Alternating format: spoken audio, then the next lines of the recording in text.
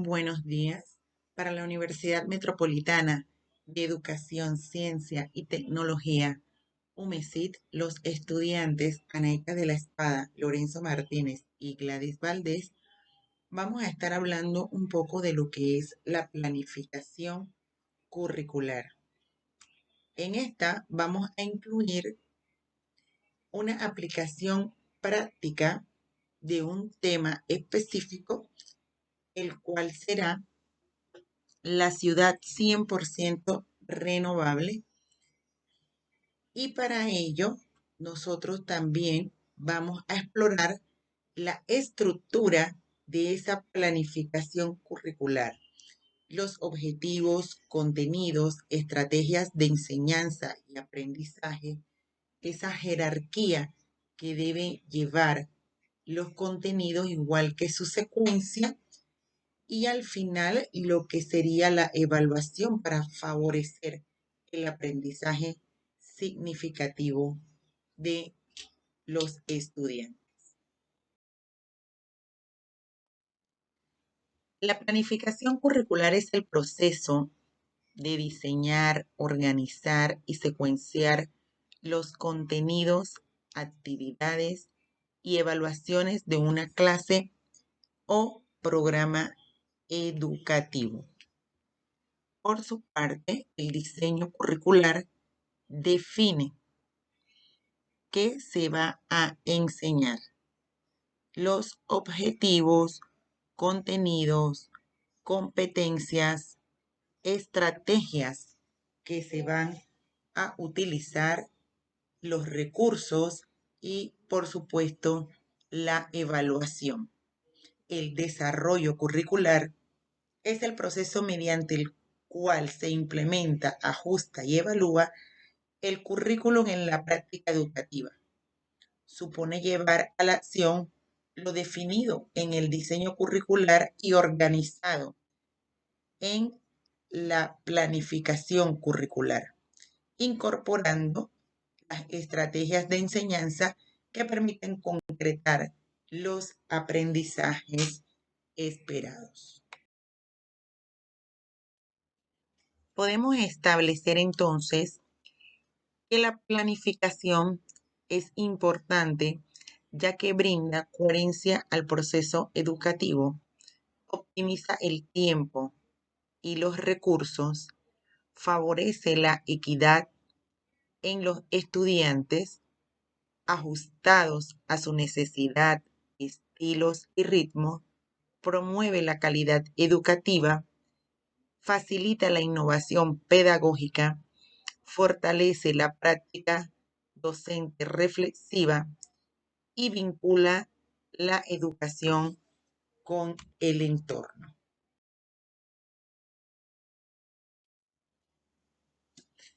Vamos a ver lo que es las fases de una clase. Es lo que nosotros denominamos proceso de enseñanza-aprendizaje. Este proceso en el aula suele organizarse en tres grandes fases: el inicio, el desarrollo y cierre. Cada una cumple un papel fundamental en la dinámica educativa y en la construcción de aprendizajes significativos.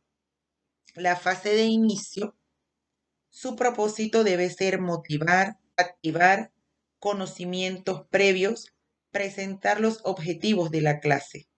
Debe ser breve, dinámica, centrada y captar la atención de los estudiantes.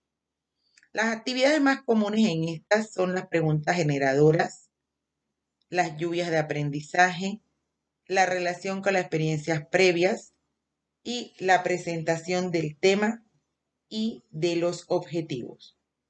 Posteriormente tenemos la fase de desarrollo, cuyo propósito es facilitar la construcción del conocimiento mediante experiencias de aprendizaje. Por último, tenemos la fase de cierre, que nos lleva a consolidar, reflexionar y evaluar los aprendizajes alcanzados. Esta debe ser breve, integradora y reflexiva.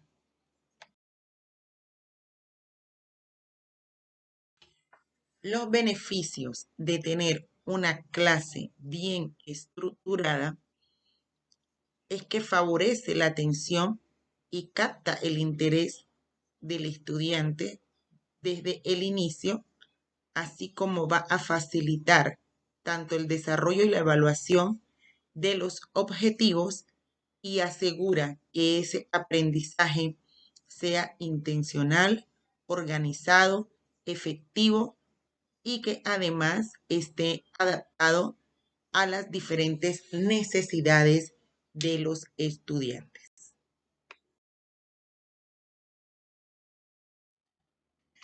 Vamos a comenzar a ver lo que es las fases de la planificación de la enseñanza, que es un proceso sistemático y organizado que debe permitir al docente anticipar, estructurar y ordenar el proceso educativo.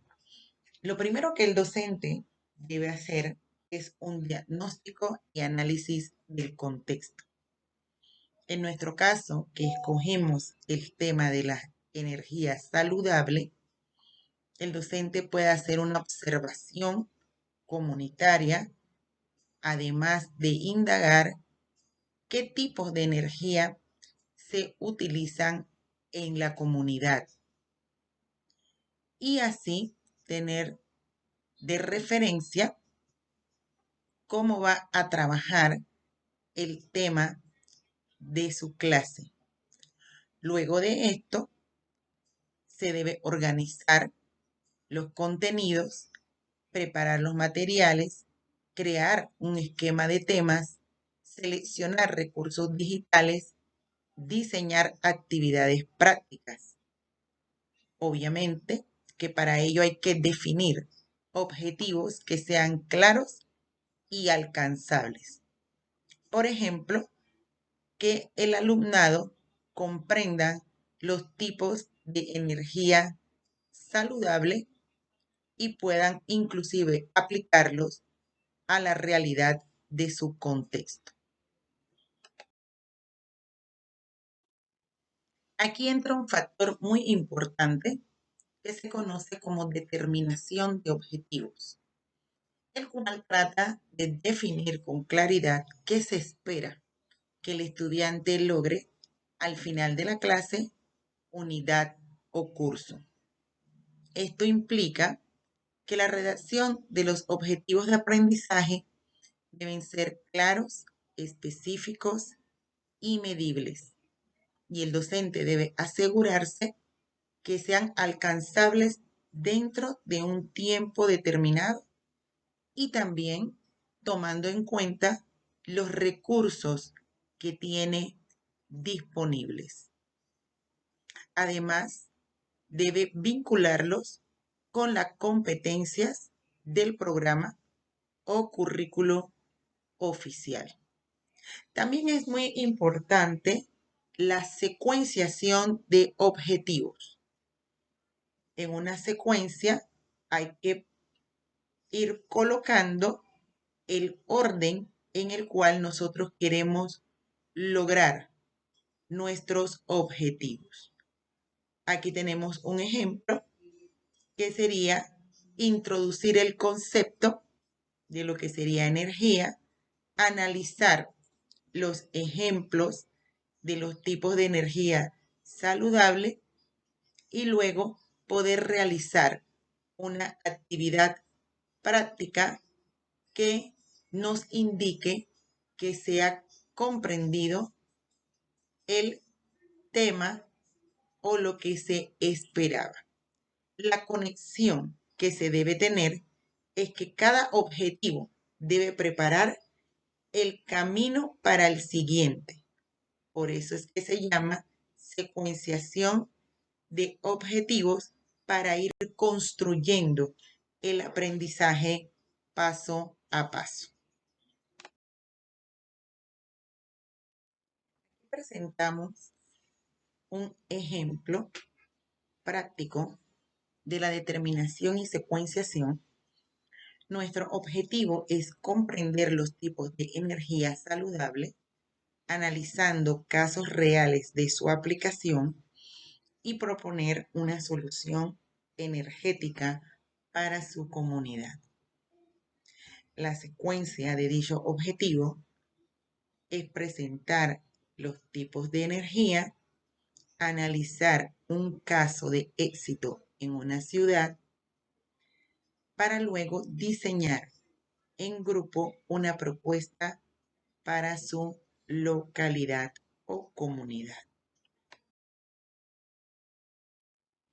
Dentro de los objetivos encontramos lo que son las capacidades y destrezas que se pretenden también conseguir en el estudiante. Las capacidades son potenciales amplios, son competencias generales que permiten al estudiante actuar de manera eficaz en diferentes situaciones. Representan un saber global que integra conocimientos, habilidades, aptitudes y valores. Estas suelen estar vinculadas con las competencias del currículum oficial. Entre estas tenemos el pensamiento crítico, resolución de problemas, capacidad de análisis, comunicación oral y escrita y el trabajo en equipo. En nuestro ejemplo aplicado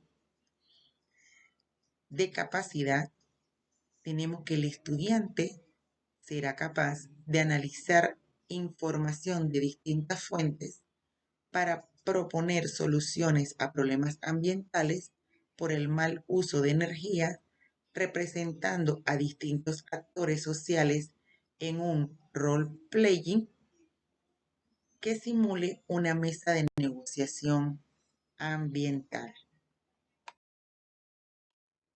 En cuanto a las destrezas, estas son habilidades específicas más observables y medibles que permiten evidenciar que la capacidad se está desarrollando. Son más concretas y operativas que las capacidades. Ejemplo de estas destrezas están elaborar un gráfico comparativo, formular preguntas de investigación, argumentar una idea para un debate, manejar una herramienta tecnológica determinada. En el ejemplo aplicado de destreza, allí tenemos diseñar en grupo de 3 estudiantes una tabla comparativa de los distintos tipos de energías renovables y la herramienta sugerida para esa actividad colaborativa es Padlet.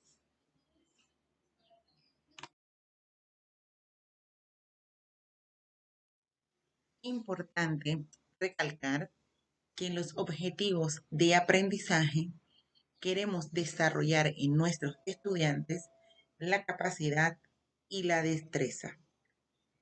Por eso, a la hora de redactar objetivos, se debe especificar ambas dimensiones. La capacidad general que se requiere fortalecer y las destrezas observables que permitan evaluar si el estudiante realmente alcanzó esa capacidad. Luego de haber visto los objetivos, vamos a entrar a analizar lo que es la selección y jerarquización de contenidos. La selección de contenidos significa elegir los temas, los conceptos, los procedimientos y las actitudes que se van a trabajar en clase, unidad o curso. Y para ello se debe tomar en cuenta que el contenido sea pertinente para poder lograrlo, o sea, que sea alcanzable. El nivel y característica de los estudiantes también debe ser tomado en cuenta, sus conocimientos previos, la edad y sus intereses. El tiempo y los recursos disponibles, o sea, el realismo en lo que se puede abordar. Muchas veces Una cosa es lo que dice el currículum oficial y otra es lo que nos encontramos en la realidad en nuestras aulas. Sin embargo, no podemos perder de vista lo que es el currículum oficial, que son los lineamientos y competencias que exige el programa. Y luego de elegir esos contenidos, viene lo que es esa jerarquía en el orden de importancia y la secuencia lógica en que estos se van a abordar. Se debe priorizar lo esencial, lo que los estudiantes deben dominar sobre lo complementario, lo que conocemos aquí en Panamá como los DFA o derechos fundamentales del aprendizaje, y organizar de lo simple a lo complejo, de lo concreto a lo abstracto o de lo general a lo particular según la naturaleza del tema. En lo referente a las tipologías de contenidos, al seleccionar y jerarquizar los contenidos, se toman en cuenta tres tipos. Los conceptuales, que son los hechos, definiciones, teorías; los procedimentales, los métodos, las técnicas y los pasos que se requieren para hacerlo; y el actitudinal, que son los valores, las normas y los hábitos. En nuestro ejemplo práctico, en una clase de energía renovable, hemos seleccionado en el contenido conceptual los tipos de energías renovables: solar, eólica, hidráulica, y que a la vez son saludables. En los procedimientos, analizar un caso real de una ciudad 100% renovable mediante la observación de un video documental, identificando las estrategias utilizadas y proponiendo posibles adaptaciones de esas soluciones a su propio contexto. Y en los contenidos actitudinales, el valor a la importancia del uso responsable de la energía. En resumen, podemos señalar que la selección de contenidos es relevante y necesario, y su jerarquización en ordenarlos y priorizarlos es de suma importancia para que el aprendizaje sea coherente, significativo y progresivo. Pasemos ahora con lo que son las estrategias de enseñanza y aprendizaje, que son los métodos, recursos, acciones planificadas que el docente y los estudiantes emplean para facilitar la adquisición de conocimientos, habilidades y actitudes. Están estrechamente relacionadas, sin embargo, tiene una diferencia según quién la pone en práctica, que es lo que vamos a observar. Iniciemos con lo que son las estrategias de enseñanza. Estas son las decisiones pedagógicas que el docente tomará para guiar, motivar, organizar el proceso de aprendizaje de sus estudiantes. Aquí el propósito es facilitar esa comprensión, estimular esa participación y asegurar el alcance de los objetivos. Entre los ejemplos que tenemos están las exposiciones interactivas, los estudios de caso, los debates guiados, los aprendizajes basados en proyectos y el uso de las TIC. En el ejemplo aplicado, en el tema de las energías renovables, hemos utilizado una de tantas estrategias de enseñanza que el docente presenta un caso real de una ciudad que funciona solo con energía solar a través de un video y luego guía en un debate la viabilidad en que se pueda utilizar esto en el propio contexto de los estudiantes. En lo referente a las estrategias de aprendizaje, son las acciones conscientes que realizan los estudiantes para poder comprender, retener y aplicar lo aprendido, cuyo propósito es que esa información quede como un conocimiento significativo. Dentro de sus características está que puede ser sugerida por el docente, a veces puede ser sugerida por el estudiante, quien al final es quien la ejecuta, y muchas veces con la anuencia del docente la adapta. Entre estas tenemos los mapas conceptuales, organización de información a través de estos, el subrayado y toma de apuntes, el aprendizaje por descubrimiento, trabajo colaborativo, debates, dividir tareas, comparar resultados. En nuestro ejemplo aplicado, en el tema energías renovables, colocamos dos actividades específicas de aprendizaje. Una que es elaborar de forma colaborativa un mapa conceptual que conecte los tipos de energía con sus ventajas y desventajas para luego usarlo como apoyo en una exposición grupal.